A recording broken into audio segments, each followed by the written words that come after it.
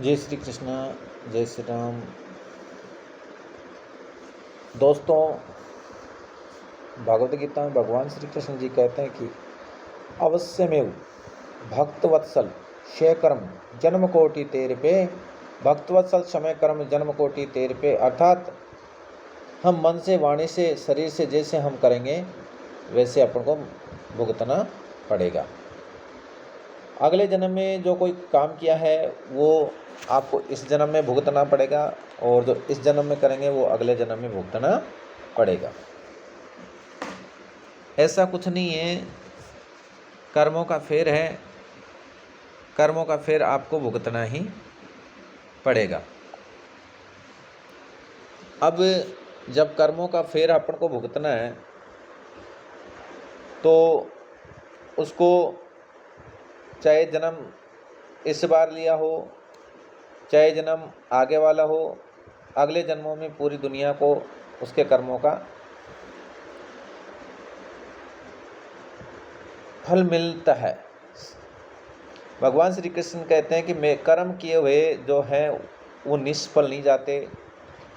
शुभ अशुभ सभी कर्मों के फल अवश्य ही भोगने पड़ते हैं। नीति शास्त्र ने मनुष्य के कर्म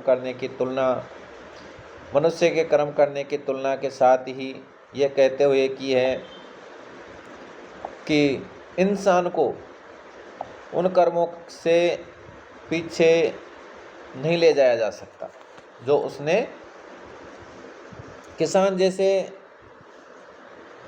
अपने खेत में बीज बोता है, फसल के रूप में काटता है, और ऐसा नहीं हुआ कि वो फसल बोए नहीं और बीज बोए नहीं और फसल काटे। ओके रोपे बिरवा आग तो आम कहते होई। अर्थात मनुष्य की जो सृष्टि है, इस सृष्टि में जिसने जैसा कर्म किया है वैसा फल भोगना है, वैसा फल उसको मिलता है।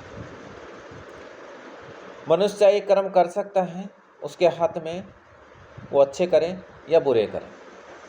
मनुष्य की विवेक शक्ति के ऊपर निर्भर है कि वो कैसा काम करना चाहता है।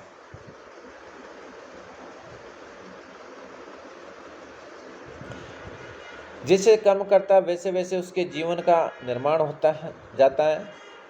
परंतु भगवान ने व्यक्ति को केवल कर्म करने की स्वतंत्रता प्रदान की है, उसका फल प्राप्त करने की नहीं दी कि उसको फल क्या मिलेगा, कैसे मिलेगा, ये निश्चित है, क्योंकि वह ईश्वर के अधीन है। व्यक्ति जैसा कर्म करता है वैसा ही फल प्राप्त होता है, और ये निश्चित है क्योंकि ईश्वर न्यायकारी है, ईश्वर अन्याय नहीं करता है।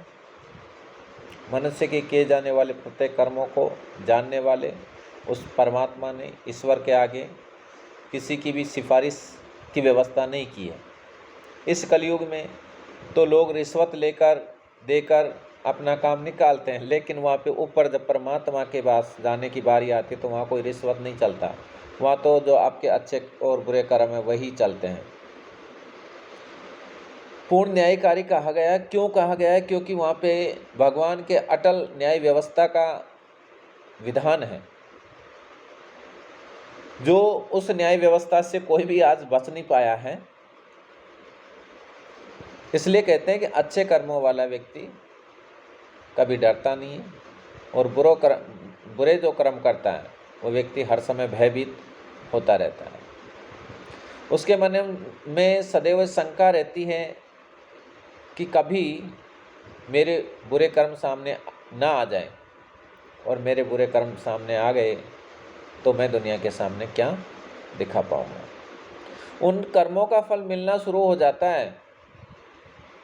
परमात्मा द्वारा सभी प्राणियों को कर्म करने की स्वतंत्रता प्रदान की है, स्वतंत्रता मिली है।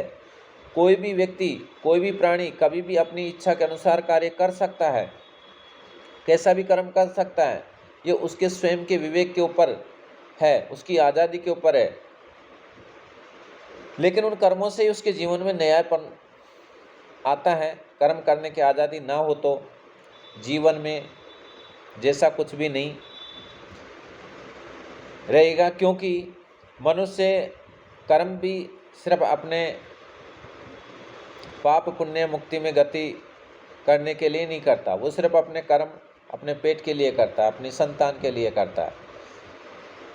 हर मनुष्य को ये जरूर मिलता है, ये धर्म के नाम पे मानो या इस सृष्टि का नियम मानो, वो कार्य जरूर ऐसा करेगा जिस कार्य से वो अन्याय के रास्ते पे चलता है। आपको भी पता है दोस्तों कि जब भगवान श्री कृष्ण ने सभी प्राणियों को कर्म करने के लिए स्वतंत्र कर रखा है तो वो कर भी सकता है। मनुष्य के लिए उसने ये कहा है कि मैं सिर्फ मनुष्य को उसके आज़ादी के लिए स्वतंत्र कर रखा है। वो चाहे जैसा कर्म करे, चाहे जैसा, जो उसको अच्छा लगे वैसा। लेकिन मैंने उसको ये सत्ता या स्वायत्ता नहीं दी है कि उसका फल क्या मिलेगा, वो नियति के अधीन कर रखा है।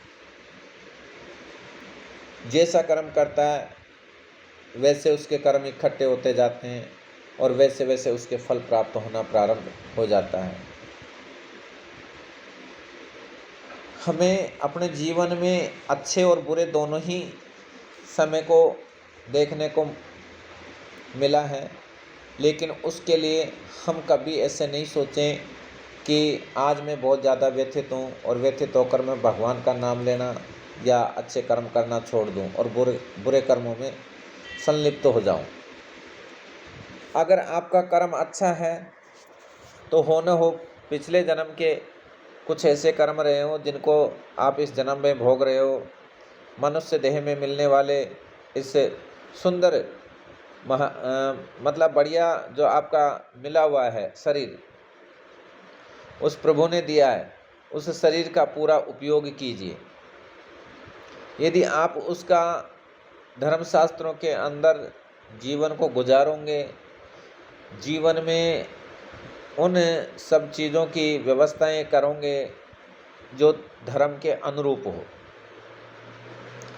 जो हमें ये सिखाते हो कि अच्छे कर्म करने से व्यक्ति में अच्छी चीज़ों का विकास होता है, नैतिकता का विकास होता है। मन कर्म और वचन से कभी किसी का बुरा नहीं सोचना चाहिए। अपने कर्मों से इस कलयुग में विनाश का द्वार खोल लेते हैं। यदि आपने अपने शब्दों के ऊपर, मन के ऊपर कंट्रोल कर लिया तो निश्चित रूप से आप आगे बढ़ जाओगे, अन्यथा आपको आगे बढ़ने का मौका कोई देना ही नहीं चाहता। सभी लोग ये चाहते हैं कि कैसे भी इन प्रकारेण ये ऐसी चीज़ों में फंस जाए जो ये आगे नहीं बढ़े और इसके पास में जो भी संपत्ति परिसंपत्ति जो कुछ भी है वो हमें मिल जाए। अनैतिक रूप से व्यक्ति उन चीज़ों को प्राप्त करने के लिए तैयार हो रहा है। आज आप किसी का पैसा हड़प सकते हो,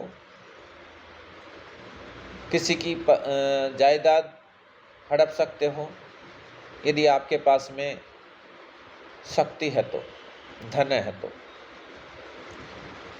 लेकिन याद रहे वो समय भी आएगा, वो समय भी आएगा जब आपके साथ भी ऐसा होगा और आप बड़े दुखी और चिंतित रहेंगे कि अब मैं क्या करूं। सृष्टि कभी किसी चीज का बुरा नहीं करती है, कभी किसी चीज का बुरा नहीं करती है। ये चीज़ आपको मैं ये बता सकता हूँ कि गरुड़ पुराण में भी ये बताया गया है कि सृष्टि में किस तरह के बदलाव आएंगे। जैसे महाभारत युद्ध के समय किसी कारणवश इस युद्ध में भाग नहीं ले पाए, जो लोग, वे सभी योद्धा युद्ध लड़ना चाहते थे और अब उनकी वह इच्छा उस समय पूरी नहीं हुई,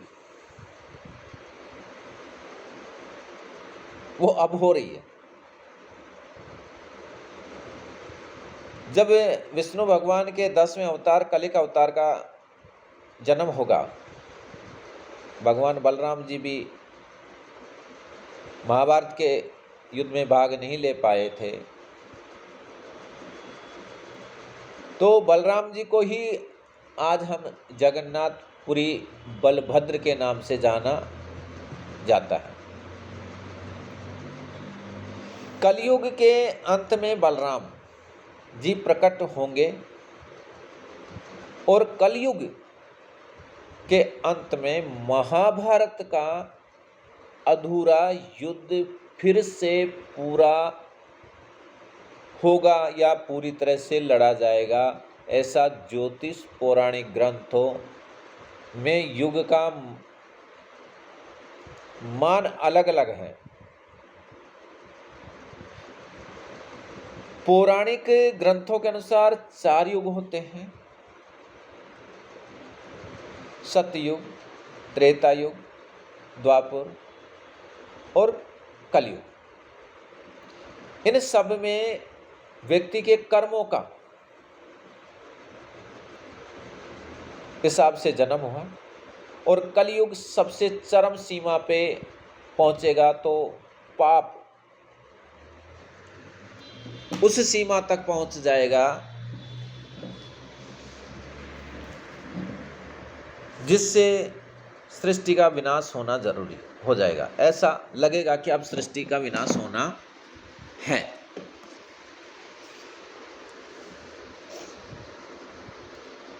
ये सब शास्त्रों में लिखा गया है। इस युग में जब कहीं भी प्रलय होगा तो सिर्फ हरि कीर्तन ही उसे बचाएगा। हमारे शास्त्रों में कहा गया है कि व्यक्ति जिस प्रकार का व्यवहार समाज के प्रति करता है, उसके प्रति भी वैसा ही व्यवहार करना चाहिए। जो व्यक्ति हमारी संस्कृति, सभ्यता और धर्म का ही नाश करने पर तुला हुआ है, ऐसे दुष्टों का तो वध ही कर देना चाहिए। दोस्तों, आप अक्सर ये सुनते ही होंगे कि किसी व्यक्ति के साथ अचानक कुछ बहुत अच्छा हो गया या किसी के साथ कुछ बहुत बुरा हो गया, और जब हम किसी से उस अच्छी बुरी चीज़ के होने की वजह पूछते हैं तो वह लोग अक्सर यही कहते हैं कि सब उसके कर्मों का फल है। किसी के साथ कुछ अच्छा हुआ तो यानी उसने भी कभी ना कभी अपने जीवन में किसी के साथ बहुत अच्छा ही किया होगा, और यदि उसके साथ कुछ बुरा हुआ तो उसने भी अपने जीवन में किसी के साथ बहुत बुरा किया होगा। दोस्तों, कर्मों के फल से कोई भी मनुष्य बच नहीं सकता। आज नहीं तो कल हमारे कर्मों का फल हमें मिलता ही है। तो इस बात में कितनी सच्चाई है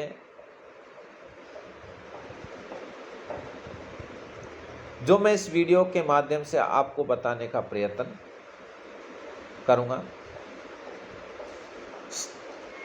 समझने के लिए दोस्तों इस वीडियो को पूरा देखें, अंत तक देखें, अवश्य देखें। अच्छा लगे दोस्तों को शेयर करें, लाइक करें, कमेंट करें और चैनल को सब्सक्राइब करें। दोस्तों बहुत समय पहले की बात है, एक छोटे से गांव में एक गरीब व्यक्ति रहता था। ये कर्मों का बता रहा हूँ। उसका नाम भोला था। वह बहुत ही ईमानदार, मेहनती पुरुष था, नाम के अनुरूप था। एक दिन भोला अपने खेत में काम कर रहा था कि अचानक उसके हल में कुछ भारी वस्तु या जिसे पत्थर कह सकते हैं चुभा। पत्थर उठाने की बहुत कोशिश करता रहा, लेकिन वह पत्थर बहुत भारी था और भोला उसे उठा नहीं पाया।